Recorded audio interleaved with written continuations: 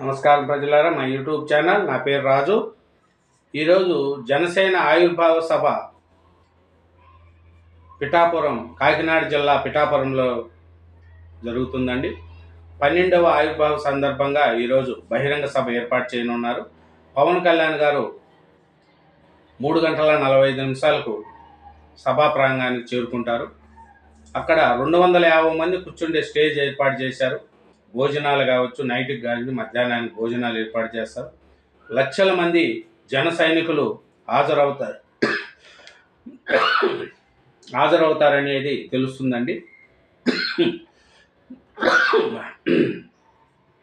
జనసేన ఆవిర్భావ సభ నేడు పిఠాపురం శివార చిత్రాడలో ముస్తాబైన ప్రాంగణం.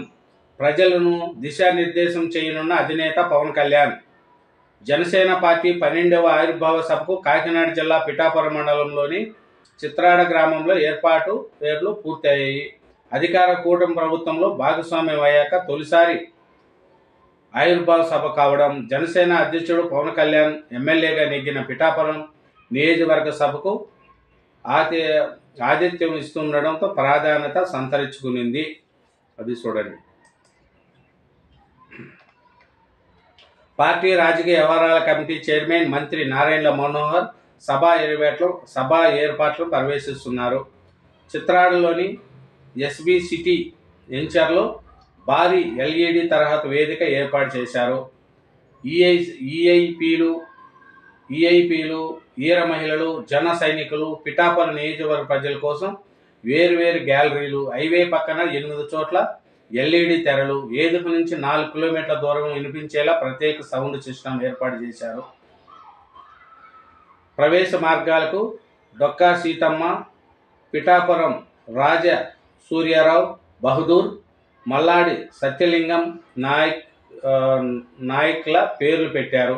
స్వాగత మార్గాలను కొబ్బరి ఆకలు,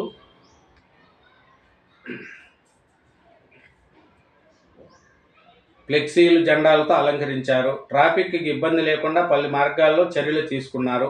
6 చోట్ల పార్కింగ్ ప్రాంగణాలు, 4 చోట్ల భోజన వసతులు, ఎక్కడికక్కడ సలివేంద్రాలు, 7 చోట్ల వైద్య శిబిరాలు, 14 అంబులెన్సులు సిద్ధం చేశారు.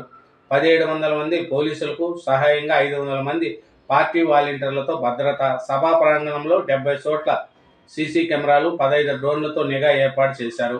వైకాపా శ్రేణుల సభలోకి వచ్చి అలజడి సృష్టించడానికి యత్నిస్తే వారిని గుర్తించి పోలీసులకు అప్పగించాలని మంత్రి మనోహర్ పిలుపునిచ్చారు.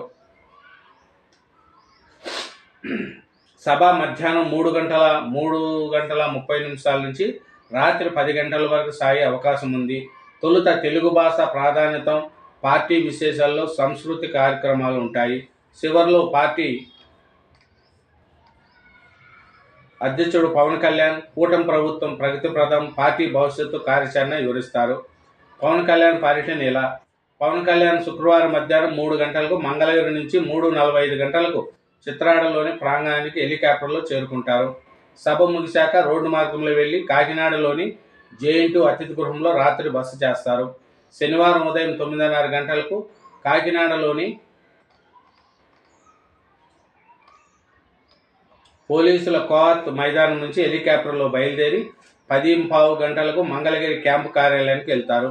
జనసేన పార్టీ 12 ఏళ్ల ప్రయాణం, భవిష్యత్తు కార్యాచరణను వేదిక నుంచి పవన్ కళ్యాణ్ వివరిస్తారు అని మంత్రి నారాయణ మనోహర్ తెలిపారు. పవన్ కళ్యాణ్ ప్రసంగము 7 గంటల నుంచి 8 గంటల మధ్య ప్రారంభం అవుతుంది. ఆరంభం నుంచి ఎన్నో అవమానాలు భరిస్తూ నిజాయితీతో ప్రయాణం చేశాము. పోటీ చేసిన అన్ని స్థానాల్లో గెలుపొందినందున జయకేతనం పేరుతో సభ నిర్వహిస్తున్నామని పవన్ కళ్యాణ్ను గెలిపించిన పిఠాపురం ప్రజలకు కృతజ్ఞత తెలిపేందుకు ఇక్కడ వేడుక నిర్వహిస్తున్నామని వివరించారు. ఆయన వెంట మంత్రి కందుల దుర్గేష్, కాకినాడ ఎంపీ ఉదయ్ శ్రీనివాస్ ఉన్నారు.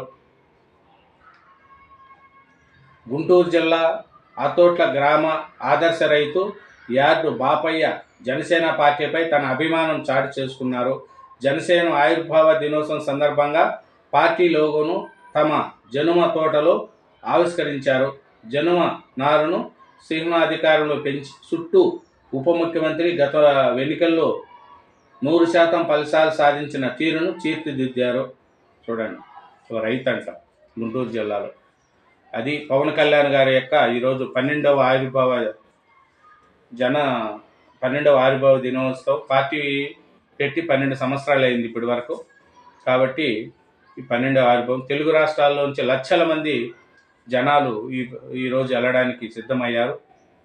కాబట్టి జనసేన అధినేత పవన్ కళ్యాణ్ గారి ప్రసంగము వినడానికే చాలామంది వెళ్తున్నారు.